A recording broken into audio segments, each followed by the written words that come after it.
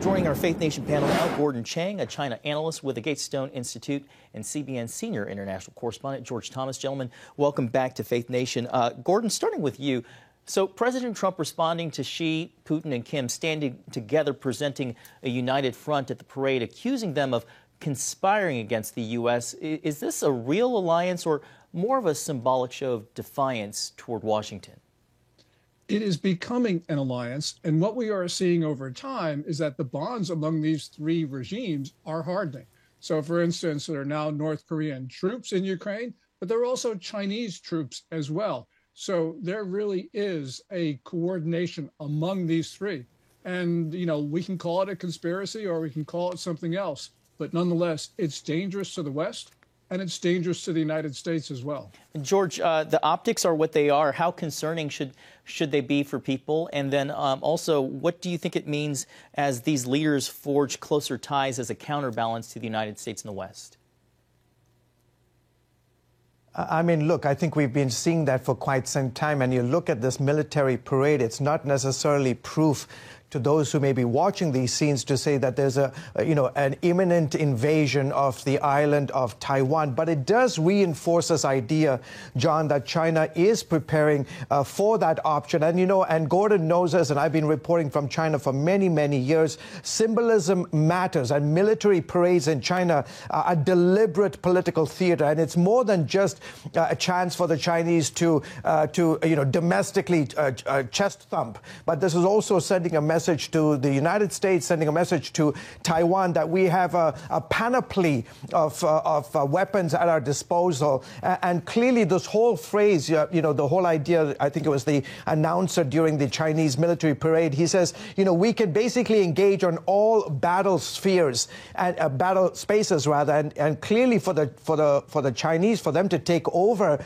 Taiwan, they are going to need to, rely more than just on naval or air superiority. They're going to actually have to focus on cyber and space. And what's interesting is that there were about 10,000 soldiers who marched yesterday on Tiananmen Square, and I've been there many times. Among those forces marching were China's cyberspace force and aerospace force. Those are new arms of the Chinese military just established last year. Again, it shows that in order to take Taiwan, they have to be able to go to these various aspects of a military operation in potential of taking the island.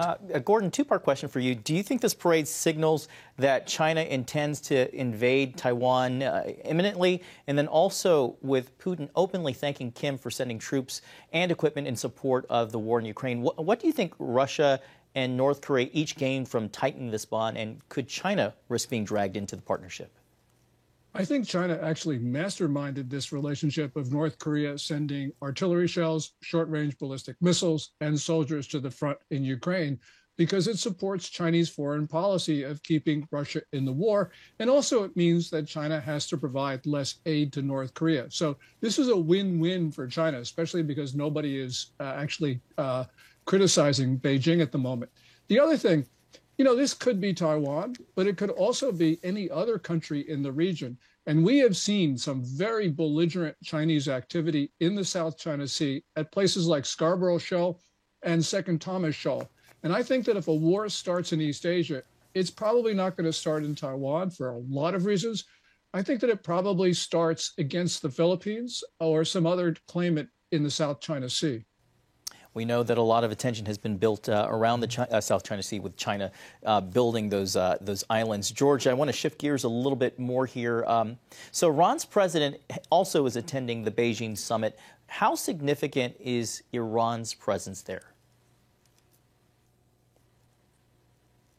Yeah, I mean, you got to give some context to the summit. I mean, outside of the Asia Rim, this coming together of these leaders called the Shanghai Cooperation Organization. It was started by the Chinese back in 2001 and included the Russians, the Chinese, Kyrgyzstan, Tajikistan, and Turkmenistan. And then in 2017, it added a whole bunch of other countries, including India and Pakistan. Iran was added to this SCO organization back in 2023.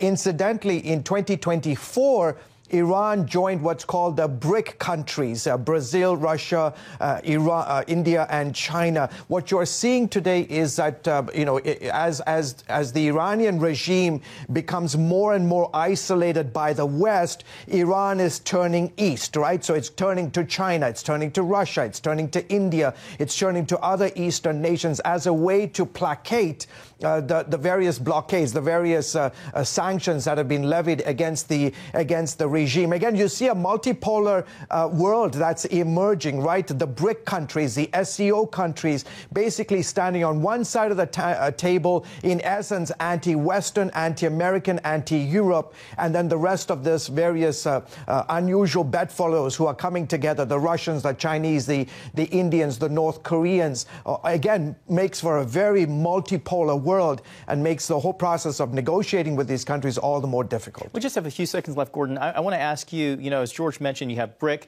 you have the Shanghai Cooperation Organization, SCO, and about half a dozen or a dozen or more countries that are attending.